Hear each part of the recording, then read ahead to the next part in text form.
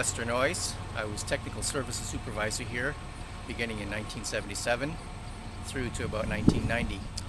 While being technical services supervisor, I was responsible for everything technical, including all the analytical work, product development, process control, and so on.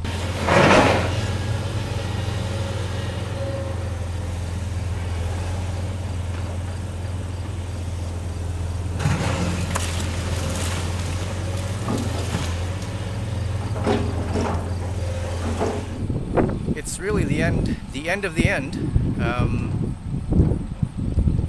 With that went a lot of memories, of course. They just demolished my office and the lab where I used to spend my time.